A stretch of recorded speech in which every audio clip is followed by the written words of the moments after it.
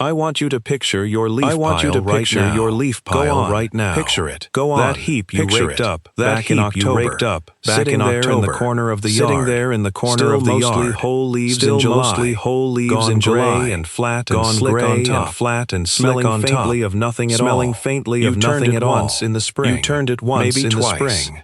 And it looked exactly the same. And it looked exactly the same as it did before. As you have been waiting the better part of a year for the better part of a year for the good Lord to turn that pile into something you could actually put on your garden. Could actually put on your garden there instead. And it has sat like there a promise nobody kept. Like a promise nobody kept. You are about to give up on the best thing you will ever put in your soil. You will ever put in your soil. For want of something nobody taught you. For want of something nobody taught you. My name is Elias Yoder. My people came over from the Palatinate in 1838. And they have farmed this same ground in Lancaster County. Through every kind of winter, through every kind of trouble a family can have. I did not learn what I am about to tell you from what I am about to tell you from a book. Though I have since put it in standing next to my grandfather, watching him do something to a leaf pile that I thought at the time was foolishness, and finding out inside of 3 weeks that it was not foolishness at all. My wife Esther still does it every autumn, same as her mother did, same as I do it. Same as our garden beds tell the story better than I ever could with words alone. Here is the thing almost everybody has backwards. And I mean nearly everybody. Including plenty of folks who have gardened their whole lives. People think a compost pile is slow because it needs time. That is not quite true. A compost pile is slow because it is starving for one particular thing. And that thing is not what most people reach for. Dry leaves, all by what the old farmers used to call brown material is loaded with carbon, nothing else, and almost nothing else. The little creatures in the soil, the bacteria and the fungus, they cannot do their work on carbon alone, any more than a man could build a barn with lumber. And no nails. They need nitrogen. They need it in a form they can use quick. Or they will sit there half-starved, working at a crawl, and your leaves will still be leaves come spring. That is the whole secret right there. Plain as I can say it. It is not that your pile needs more time. It is that your pile needs feeding. And once you understand that, the rest of what I am about to tell you will make perfect sense. Instead of sounding like some old wives' tale. Before I go further, the old methods my family uses. There is more of it than fits in any one video. I gathered the whole of it into a book at EliasYoder.com. The book is the long version. If you want it, it is there. I will not mention it again. My grandfather did not run down to any farm store to fix a starving pile. Because in his day, there was no farm store within a day's ride. And even if there had been, he would not have spent good money on a thing sitting right under his nose for free. What he used, and what I still use, and what plenty of the old plain families around here have used for longer than anybody can rightly trace, is a liquid. Right out of your own yard and kitchen. A nitrogen tea. And I am going to walk you through exactly how he made it, and exactly why every part of it works. So you are not just following me blind. You are understanding it. The first thing you want is a container with a lid. A 5-gallon bucket does fine. So grandfather used an old wooden barrel he kept just for this purpose and nothing else. Because he said a barrel used for feed would throw the whole thing off with residue that did not belong. You do not need anything fancy. What matters is that it can hold water and be covered. The second thing you want is your nitrogen source. And here is where folks get surprised. Because the best of it is nearly free. Fresh grass clippings are wonderful for this. Still green. Dried out. Not straight off the mower. If you can manage it. Alongside that, if you keep chickens the way we do, well-aged manure is about as good a nitrogen source as the good Lord ever put on this earth. And if you do not keep chickens, a scoop of alfalfa meal from the feed store, the kind sold for rabbit feed, works near as well, and costs you only a few dollars for enough to last a whole season. Coffee grounds, if you are a coffee coffee-drinking household, are surprisingly rich in nitrogen too, and most folks throw them away without a second thought, which always struck me as a shame. The reason any of these is the same reason in every case. They are all what the old folks called green material. They are fresh. They still hold water and protein and sugars inside them. And that is exactly the microbes in your compost are hungry for. Dry leaves are the lumber. This is the nails. You fill your bucket about a third of the way with whichever of these you have on hand. Green grass clippings, aged manure, alfalfa meal, coffee grounds, or some combination. It does not need to be exact. And then you fill the rest with water, leaving a hand's width of room at the top. You want that room because as this sits and works, it will want to bubble some. And you do not want it running over onto your barn floor and vexing whoever has to clean it up. You cover it. But you do not seal it airtight because the little creatures doing the work in that bucket need some air, same as you and I do. A loose lid, or a piece of burlap tied over the top does the job just right. Now here is where the impatient man goes wrong. And I want to warn you plainly because I have made this mistake myself in my younger years and paid for it with a batch that smelled so foul.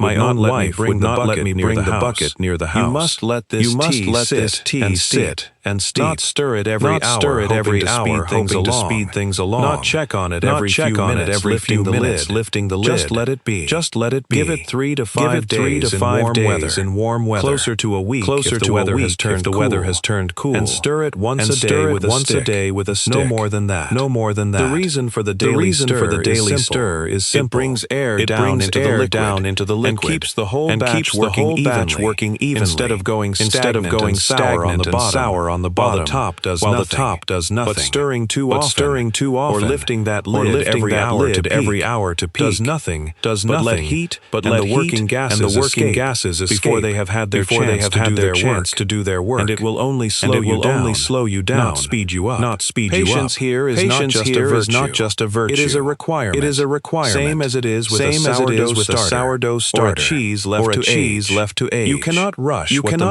what the microbes need time to do. You can only make it worse by trying. You will know it is ready by the smell. And I will tell you plainly. It will not smell like roses. It will smell earthy. A bit like a barnyard. Strong, but not rotten. Not the smell of something spoiled, but the smell of something working. If it smells sharply of ammonia, stinging your nose, you have packed in too much green material for the water use. And the fix is easy. Just water it down further, and it will still serve you fine. If it smells of nothing but wet leaves, it likely has not steeped long enough yet.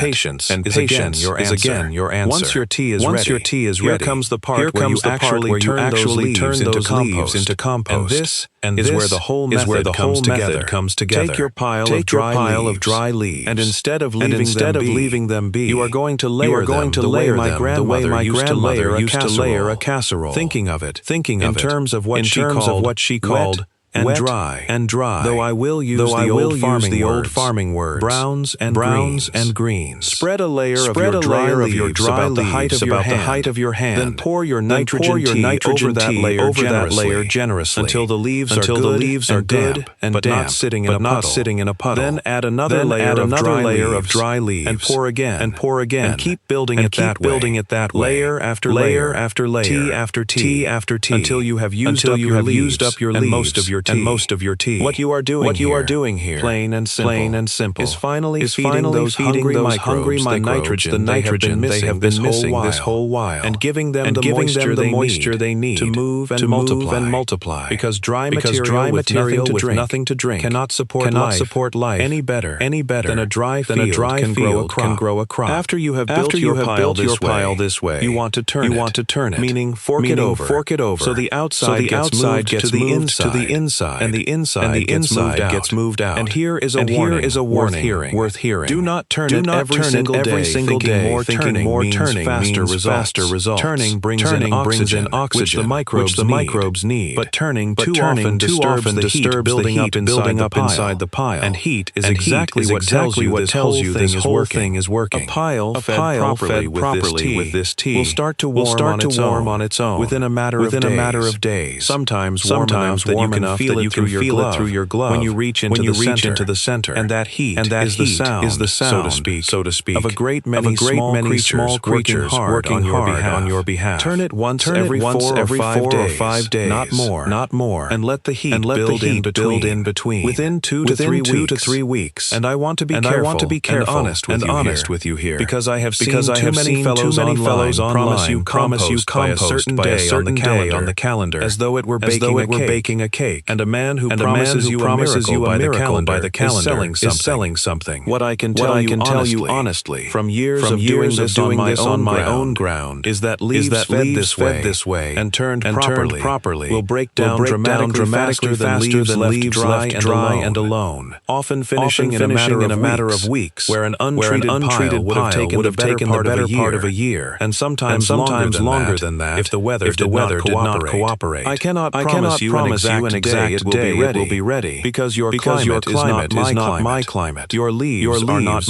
my leaves. Oak breaks down slower than maple, and a cold spell will always slow the microbes, regardless of anything you or I do. What I can promise is that you will see the difference with your own eyes. The pile will shrink. It will darken. It will start to crumble instead of holding its shape, and it will smell rich and earthy, like good forest soil, instead of smelling like nothing at all. One more thing worth mentioning about the tea itself, since there is not only one right recipe. If all you have on hand is grass clippings, use grass clippings alone, and it will serve you well enough. If all you have is coffee grounds because you do not keep a lawn at all, use those, and do not fret that you are missing something. The old folks worked with whatever their own household produced, using what was already theirs instead of driving to town for something in a bottle. A small handful of wood ash stirred in, no more than a cup for a full bucket, can help balance things further, though it is not required. And I would rather you get started simply than wait until you have gathered every ingredient.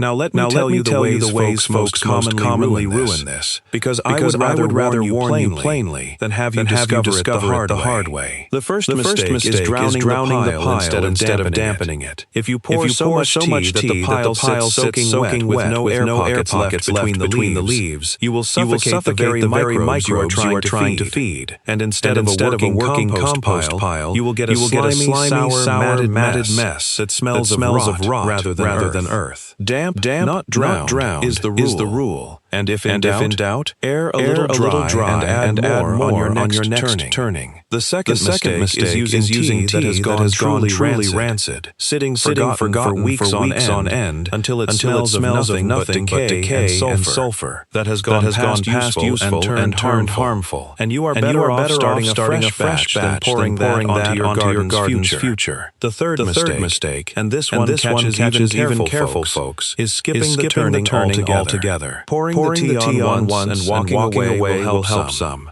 I will not deny that. But the real transformation comes from the combination, feeding it and turning it again and again, giving those microbes both food and air in a steady rhythm. One without the other gets you a middling result.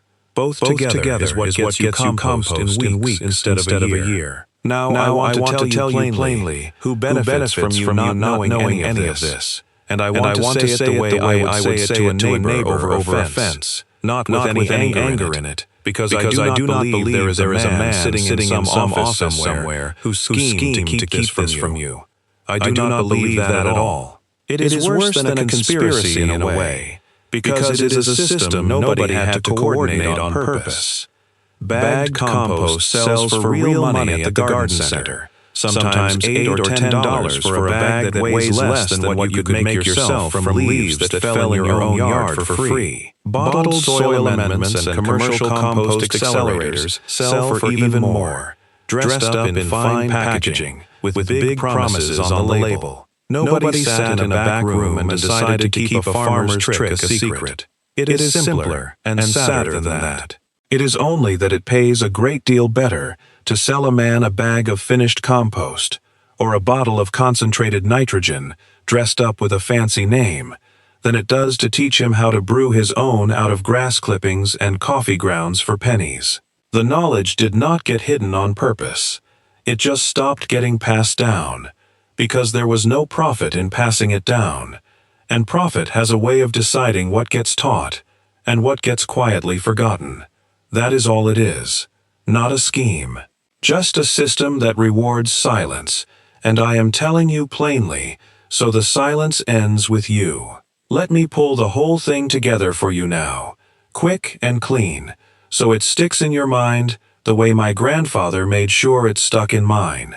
Your leaves are not slow because they need time. They are slow because they are starved for nitrogen. You feed them by brewing a simple tea out of fresh grass clippings, aged manure, alfalfa meal, or coffee grounds, steeped in water for 3 to 5 days, with a daily stir and a loose lid. You layer your dry leaves with this tea, dampening each layer generously without drowning it, and you turn the whole pile every 4 or 5 days to bring in air and let the heat do its work. You are patient. You do not rush it. You do not drown it. And you watch for the pile to shrink, darken, and smell like good earth instead of nothing at all. That is the whole of it. Simple enough that a child could do it, which is exactly how I learned it, standing beside my grandfather with a bucket in my hand, before I was old enough to understand half of what he was telling me.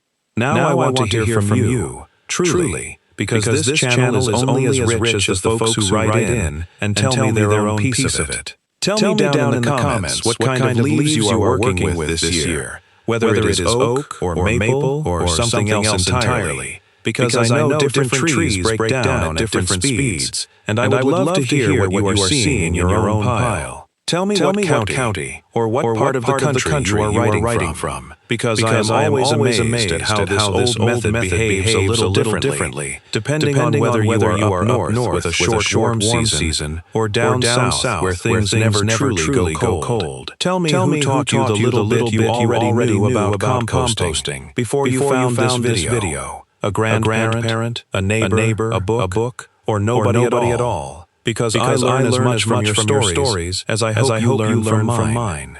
And tell me honestly, what did you always think you were doing wrong with your compost pile before now? I read every single comment, every one of them. I do not have some fellow doing it for me. And I have learned more about how this old knowledge holds up across different soils and different climates from the folks writing in below than I ever could have learned staying put on my own patch of ground. There are more of us out here keeping the old ways than you might think, scattered across every state. And this comment section has become a real gathering place for people who still believe in doing things properly instead of quickly. If this video helped you, tell a friend about it. The kind of friend who still hangs their wash on the line and still puts up their own preserves, because that is exactly who this channel is for. And word from a trusted friend has always traveled further than any advertisement ever could. Next time, I want to show you something my mother did with wood ash that most folks pour straight into the trash without a second thought, and how that same ash used properly and at the right time of year can save your tomato plants from a trouble that ruins gardens all across this country every single summer. It surprised me the first time I learned it, and I think it will surprise you too. So I do hope you will come back for that one. I will leave you with this. There is something in a man's hands turning a compost pile that connects him to every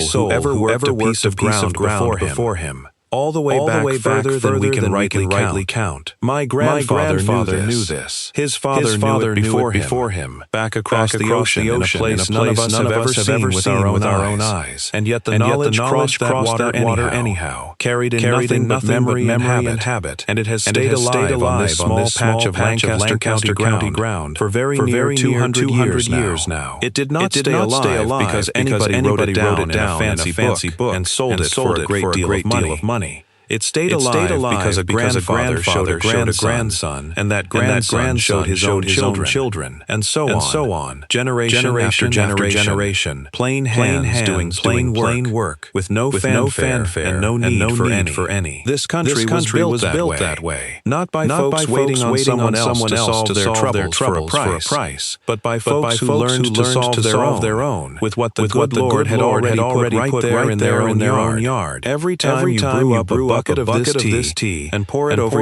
your own leaves, you are not just making compost. You are keeping a very old thread from breaking. And I am grateful, truly grateful, that you have let me be the one to hand it to you. Go on and try it, and I will see you next time.